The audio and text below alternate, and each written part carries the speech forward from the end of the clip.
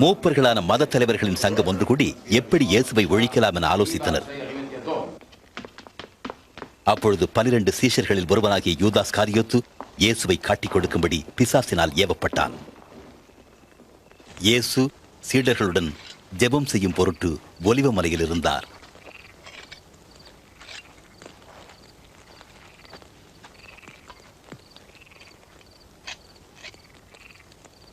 நீங்கள் சோதனைக்குட்படாதபடிக்கு ஜெபம் பண்ணுங்கள்.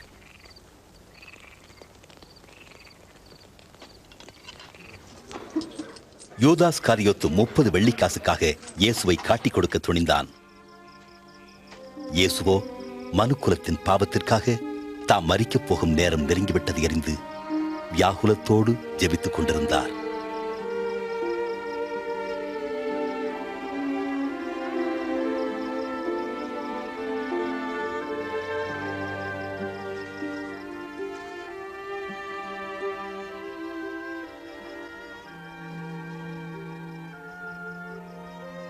பிதாவே, உமக்கு சித்தமானால் இந்த பாத்திரம் என்னை விட்டு நீங்கபடி செய்யும். ஆயினும் என்னுடைய சித்தத்தின்படி அல்ல, உம்முடைய சித்தத்தின்படியே ஆக கடவுது. வானத்திலிருந்து ஒரு தூதன் தோன்றி அவரை பலப்படுத்தினான். அவருடைய வேர்வை இரத்தத்தின் பெருந்துளிகளாய் தரையில் விழுந்தது.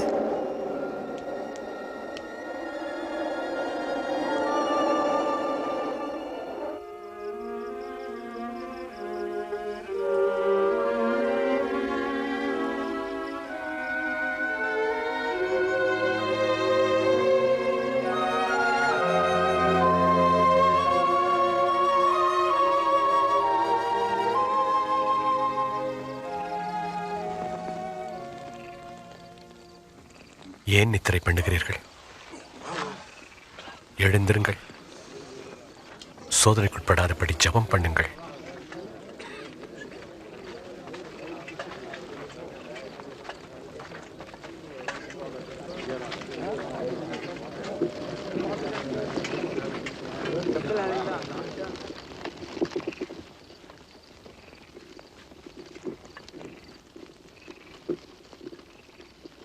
யூதாஸ்,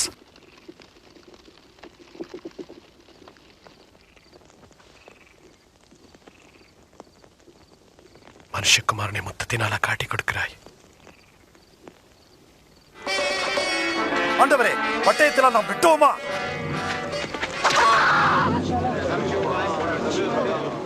இவனை கைது செய்யுங்கள். போதும், நிறுத்துங்கள்.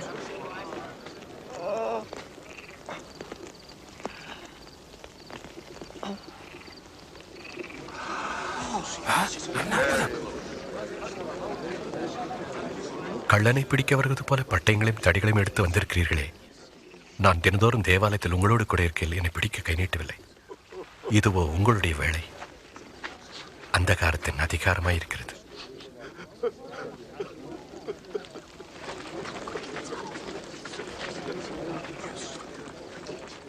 அவனை கைது செய்யுங்கள்.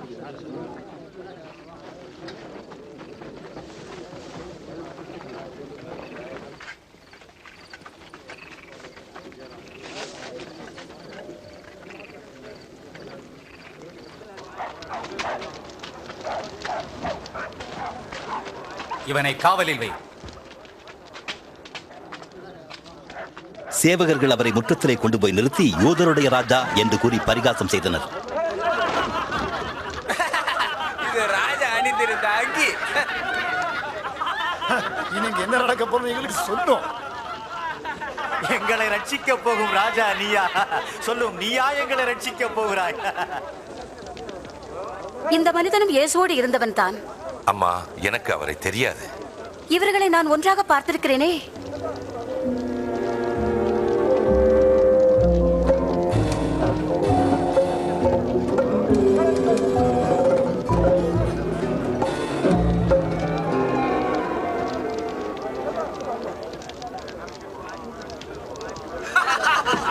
நாங்களும் ஒரு பணிவான வேலையாட்கள். எங்களை பார்ப்பதற்கு உமக்கு எப்படி தோன்றுகிறது? நீயும் அவர்களில் ஒருவன் தானே? நான் இல்லவே இல்லை.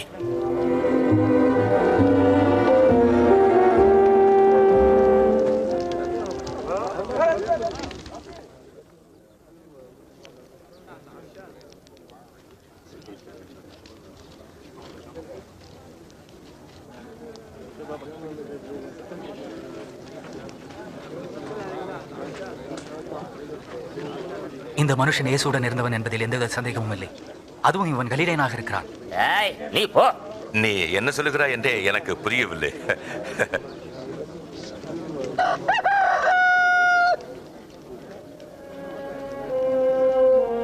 இயேசு திரும்பி பேதுருவை நோக்கி பார்த்தார்.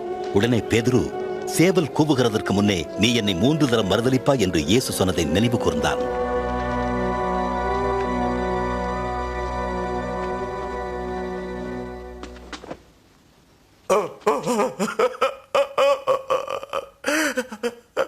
ஆண்டவரே, உம்மை நான் அறியேன் என்று மறுதலித்து விட்டேன். ஆண்டவரே, உம்முடைய அதிகாரத்தையும் உம்முடைய கருணையும் மறந்து உமக்கு துரோகம் செய்து விட்டேன். உம்முடைய வார்த்தையை மீறி உமக்கு விரோதமாய் பாவம் செய்தே. ஆண்டவரே, என்னை மன்னியும். உம்முடைய அன்பிலிருந்து என்னை விலக்கி விடாதே ஐயா. நான் உம்மை மறுதலித்து விட்டேன். என்னை மன்னியும் அப்பா. ஆண்டவரே, என்னை மன்னியும்.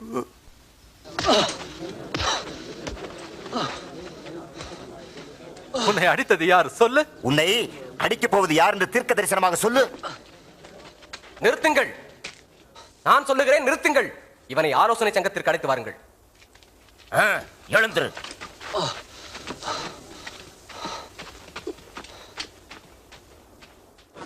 இயேசுவை விசாரணை செய்ய மதத் தலைவர்களின் சங்கம் கூடியது.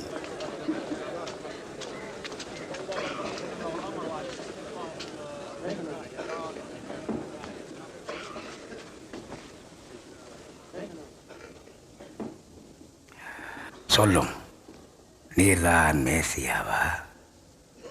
நான் சொன்னாலும் நீங்கள் நம்ப மாட்டீர்கள். நான் உங்களை கேள்வி கேட்டாலும் நீங்கள் பதில் சொல்ல மாட்டீர்கள்.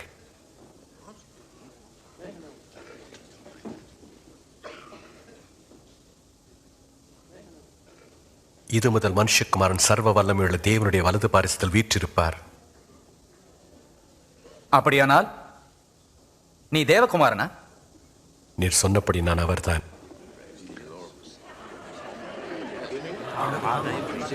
அதை சொல்ல அவனுக்கு அதிகாரம் கொடுத்தது யார்?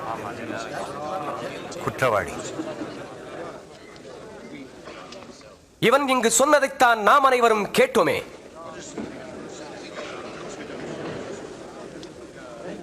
இவனை நாம் பிலாத்துவிடம் அழைத்து செல்வோம். அப்படியே செய்வோம்.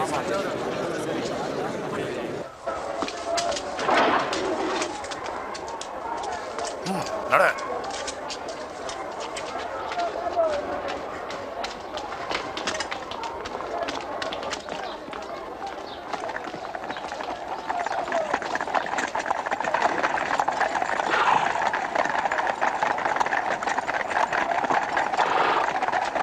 பிலாத்து ஆயிரக்கணக்கானவர்களை சிலுவையில் அறைந்து கொன்ற மிக கொடிய ரோம ஆட்சியாளன் இயேசுவை அவனிடத்திற்கு அழைத்துச் சென்றார்கள். இந்த அதிகாலை நேரத்தில் இங்கு உங்களுக்கு என்ன வேண்டும்? இவன் ஜனங்கள் மத்தியில் கலகம் செய்ததால் பிடித்து வந்தோம். இவன் தேவாலய சந்தையிலே கலகம் உண்டாக்கினான்.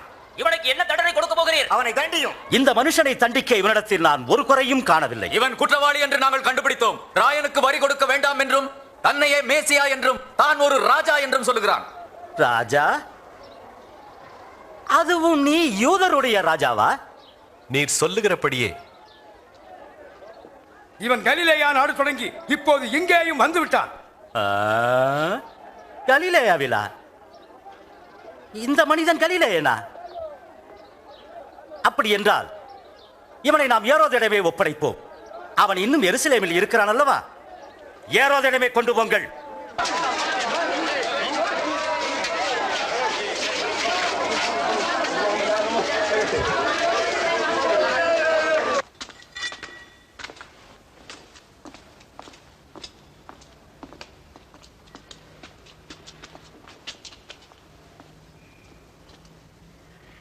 நீ உன்னை யார் என்று சொல்கிறாய்?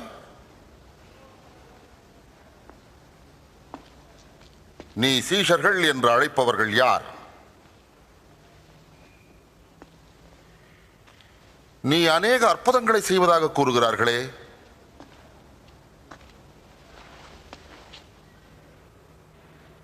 எங்கே?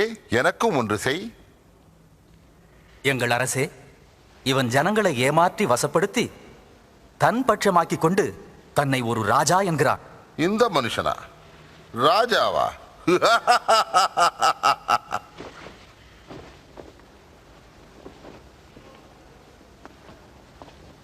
மகாராஜாவே,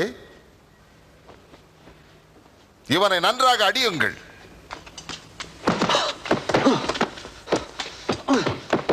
இவனை பிலாத்துவினிடமே அழைத்துச் செல்லுங்கள். இது அவனுடைய ஆட்சிக்குட்பட்டது.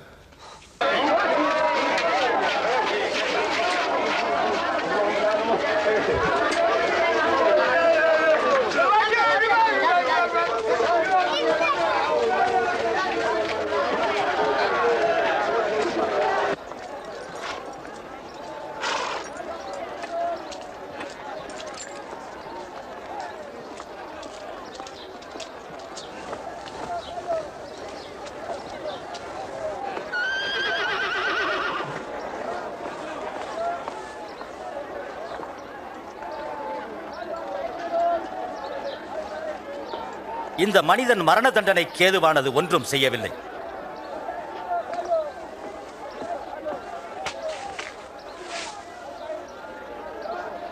ஆகையால் இவனை சாட்டையால் அடிப்பித்து விடுதலையாக்குகிறேன்.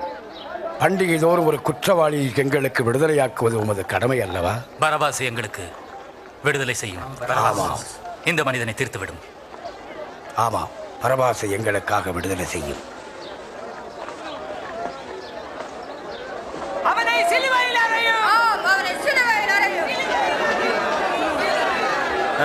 நீங்கள் இவனை சாட்டையால் அடியுங்கள்.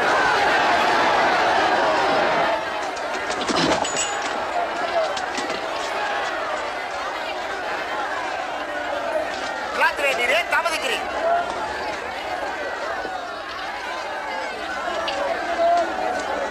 அவர் இயேசு.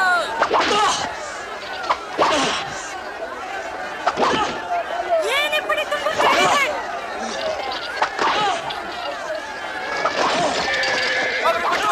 அவர் மேசியா.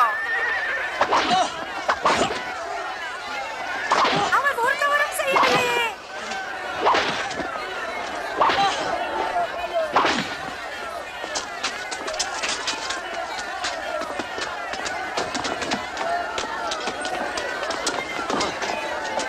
அவனை தூக்கிவிடு.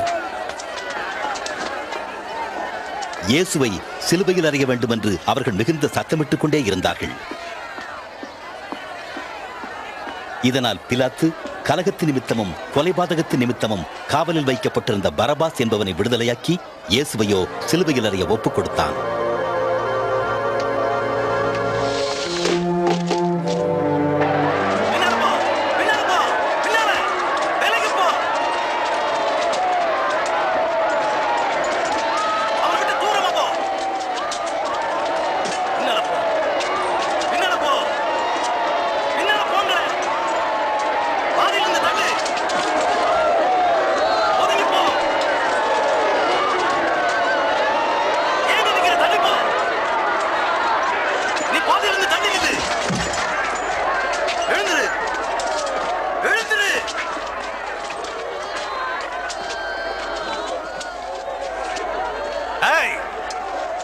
உன் பேர் என்ன? கிரேனே என்னும் ஊரை சேர்ந்த சீமோன்.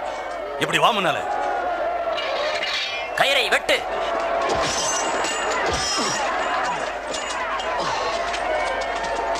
நீ இதை தூக்கிட்டு போ. சீக்கிரமா. பின்னால போ. பின்னால இல்லை. அவனை விடு.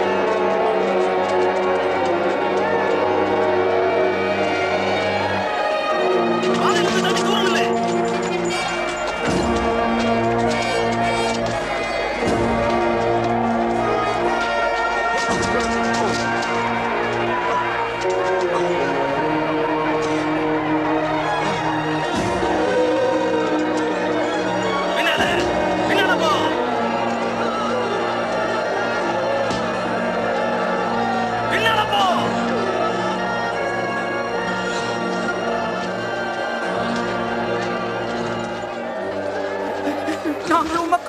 அழுகிறோம் ஆண்டவரே, உமக்காக அழுகிறோம். இது குடியும் குடியும் குடியும் ஆண்டவரே. எருசலேமின் குமார்த்திகளே, நீங்கள் எனக்காக அழாமல் உங்களுக்காக உங்கள் பிள்ளைகளுக்காக அழுங்கள். பச்சை மரத்துக்கு இவர்கள் இவைகளை செய்தால் பட்ட மரத்துக்கு என்ன செய்ய மாட்டார்கள். தேவன் உமக்கு உதவி செய்வார். நாங்கள் உமக்காக ஜெபிக்கிறோம்.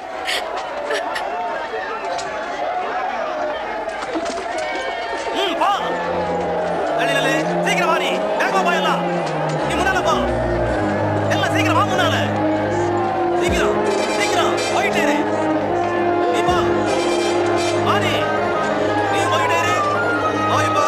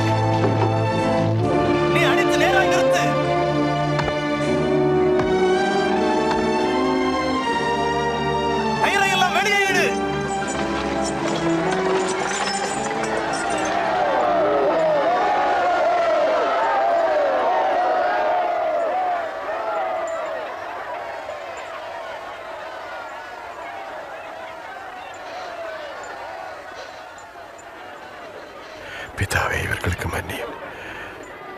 தாங்கள் செய்வது என்னதென்று அறியாதிருக்கிறார்களே.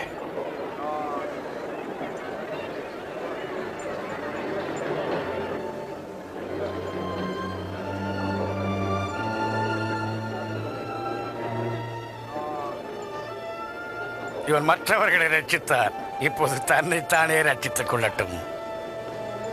நீ மேசியவானால் உன்னை நீயே ரட்சித்துக் கொள். எங்கே சிலுவையிலிருந்து இறங்கி வா. எங்கே உமது அற்புதங்களில் ஒன்றை காட்டு பார்ப்போம்.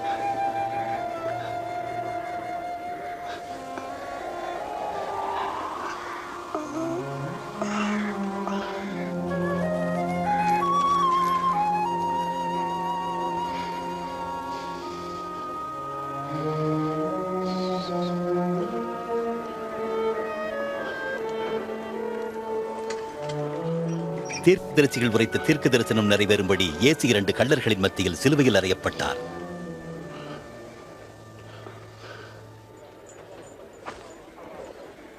இது ஒரு சாதாரண மனிதனின் அங்கியே அல்ல.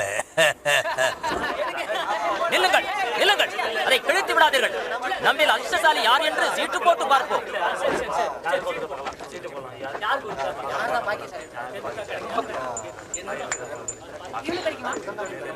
அதை வைத்துக் கொண்டு என்ன செய்ய போகிறாய்?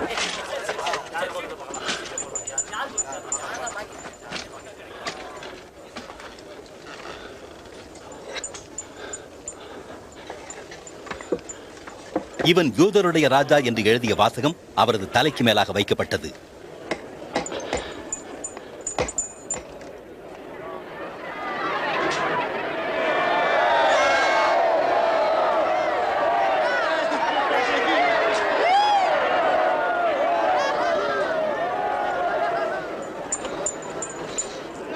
இஸ்ரவேலுடைய ராஜாவானால் உன்னை நீயே ரட்சித்துக் கொள்.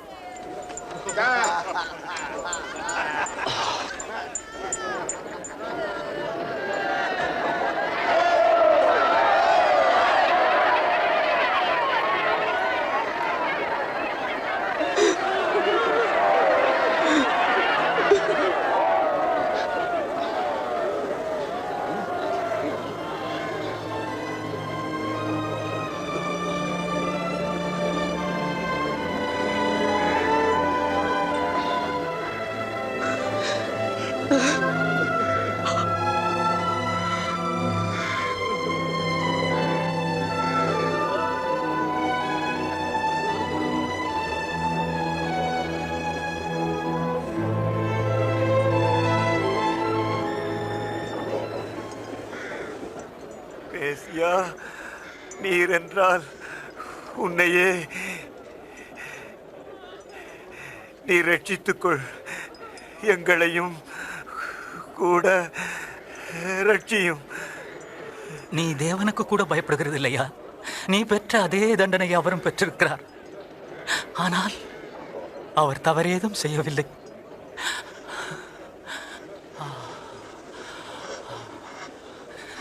இயேசுவே, உம்முடைய ராஜ்யத்தில் வரும்போது அடியேனை நினைத்தருளும். மெய்யாகவே உனக்கு சொல்லுகிறேன், இன்றைக்கு நீ என்னுடனே கூட பரதேசியில் இருப்பாய்.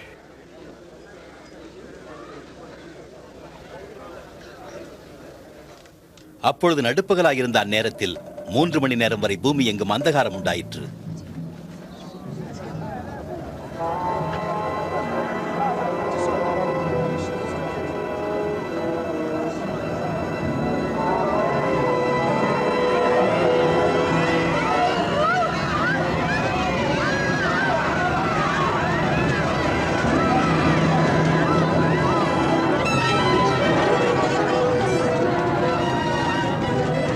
தேவாலயத்தின் திரைச்சீலை மேல் தொடங்கி கீழ்வரைக்கும் 2ஆக கிழிந்தது.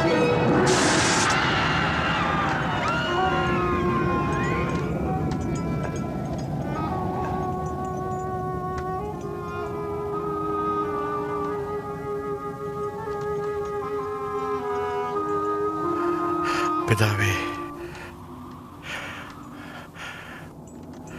உம்முடைய கைகளில் என் ஆவியை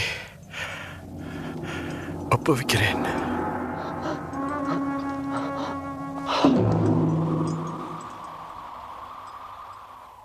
நடந்த சம்பவங்களை கண்ட சேனை தலைவன் தேவனை மகிமைப்படுத்தி கூறியதாவது: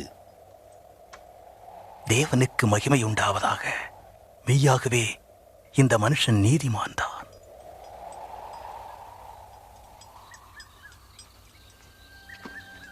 உத்தமனும் நீதிமானுமாயிருந்த அரிமத்தியா எனும் ஊரைச் சேர்ந்த யோசேப்பு யூதர்களின் மத ஆலோசனை சங்கத்தின் செய்கைக்கு உடன்படாதவனாக இருந்தான். அவன் ஓய்வு நாள் தொடங்குவதற்கு முன்பு பொந்தியு பிலாத்துவிடம் சென்று இயேசுவின் சரீரத்தை கல்லறையில் வைக்க அனுமதி பெற்றுக் கொண்டான்.